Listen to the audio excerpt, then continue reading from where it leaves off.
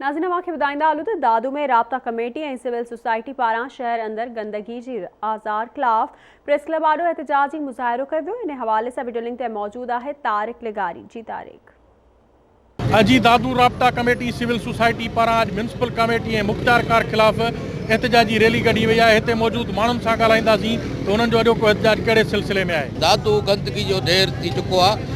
तव्हां ॾिसो हिननि वटि किरोड़नि जी बजट आहे म्यूनिसिपल वटि, TMO दादू वटि। जॾहिं अवामी नुमाइंदो हिते वेठि मुक़ररु हुयो त कुझु कम ॾिसण लाइक़ु हुया, पर अॼु जॾहिं हिकिड़ो ब्यूरोक्रेट अची कुर्सी ते वेठो आहे, न शहर खे ॿुहारी आहे, न हिननि वटि छिड़कार लाइ तेल आहे। रोडनि ते सॼो ॾींहुं धूड़ पथी रोडनि ते उॾे, छिड़कार कान्हे का, ॿुहारनि जा पैसा खाई आहे। हीअ असांजो जेको सिविल सोसाइटी दादू जो मुज़ाहिरो आहे, हीअ आहे करप्ट TMO दादू, जो करोड़नि जी बजट हूंदे दादू खंडरात जो ॾेख ॾेई रहियो आहे। रोड रस्ता भॻा पिया आहिनि, हर जॻह ते गंदगी जा ढेर आहिनि, पर हू वीज़ा ते मुलाज़िमत छॾे 10-15 सालनि खां दादू जे माण्हुनि जो रतु चूसे रहिया आहिनि। दादू जे माण्हुनि जो रस्तनि सां जीअं जंजाल थी वियो आहे।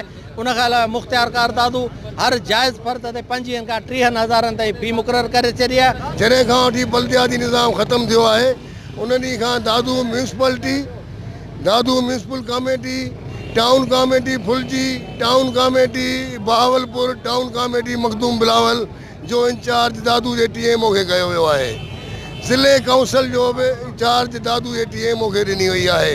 उनखां अलावा दादू तालुके जे अंदरि 14 यूसियूं आहिनि। 14 यूसियुनि जो निगरान मुख्तियारकार खे कयो वियो आहे। असीं इहो था अर्ज़ु कयूं त जॾहिं हाणे काउंसलर चेयरमैन आया हुया, कुझु न कुझु माण्हुनि खे ॾींदा हुया, कुझु न कुझु माण्हुनि खे ॾींदा हुया। हिननि अचण सां मुकमल लत ॾेई छॾी आहे। दादू शहर जो हाल अखियुनि ॾिठो आहे। समाजी तंज़ीम जे एहतजाज कंदड़ मुज़ाहिरीन जो चवणु आहे त दादू शहर गंदगी जो ढेर बणिजी वियो आहे। म्यूनिसिपल जी करोड़े रुपयनि जी बजट TMO ऐं मुख्तियारकार गॾिजी हड़प करे रहिया आहिनि। मुख़्तलिफ़ शहरनि ऐं ॻोठनि में मिलंदड़ करोड़े रुपयनि जी बजट ग़लति इस्तेमालु थी रही आहे। उन्हनि मुतालबो कयो आहे त फौरी तौर ते TMO ऐं मुख्तियारकार खे हटाए दादू शहर समेत जेके टाउन कमेटियूं आहिनि उन मां गंदगी जो आज़ार ख़तमु कयो वञे।